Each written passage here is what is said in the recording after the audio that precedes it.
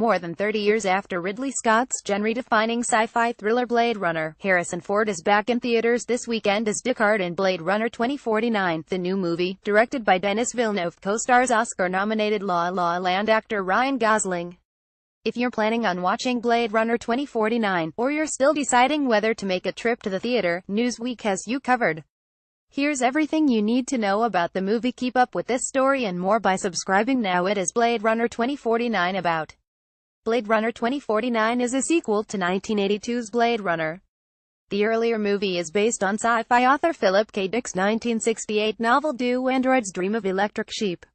In Blade Runner, set in a dystopian Los Angeles in 2019, Ford's Deckard plays a Los Angeles police officer tasked with hunting down and terminating rogue androids with human appearances. Officers who specialize in this field are known as Blade Runners. The synthetic humans are known as replicants. They are manufactured by the Tyrell Corporation for the purposes of serving humans. In the process of carrying out his duties, Deckard meets a female replicant, Rachel, with whom he falls in love, leading him to question the morality and ethics of his job.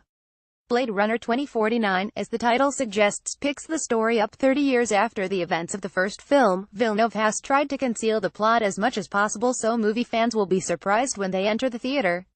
Here is what we do know. Deckard has been missing for the past 30 years. Ryan Gosling's character, K, is part of the Blade Runner task force in the Los Angeles Police Department. Like Deckard before him, his job is to hunt down and retire rogue and malfunctioning older models of replicants. One case K investigates results in unexpected consequences and ties him to former Blade Runner Deckard, who's in Blade Runner 2049. Ford is, of course, back as Deckard. Gosling is on board as K. The film also features Robin Wright as K's LAPD boss, Lieutenant Joshi, and Jared Leto as the movie's mysterious villain Neander Wallace, a wealthy replicant manufacturer. Other stars include Dave Bautista, Mackenzie Davis, Sylvia Hoeks and Ana de Armas. More than 30 years after Ridley Scott's genre-defining sci-fi thriller, its sequel, Blade Runner 2049, debuts this weekend and stars Ryan Gosling and Harrison Ford. Warner Brothers. Do you need to watch the original? No. Villeneuve told TheRep recently that the idea was to make sure that someone who knows nothing about the universe can still enjoy the movie, having enough clues and background in the movie, so if you haven't seen Blade Runner, fret not. How long is it? Make sure you go to the bathroom before you enter the theater, because Blade Runner 2049 is 2 hours and 43 minutes long. Ryan Gosling as LAPD Task Force Officer K in Blade Runner 2049.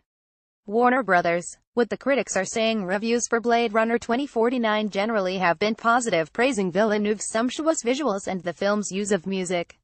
It is currently rated 88% fresh on Rotten Tomatoes. Blade Runner 2049 is one of the brainiest films to come out of Hollywood in a long while, asking more questions about the meaning of life than it answers, said the Toronto Star. The special effects are impeccable, and include sequences that blur the line, evocatively, between what's real and unreal, The Washington Post said.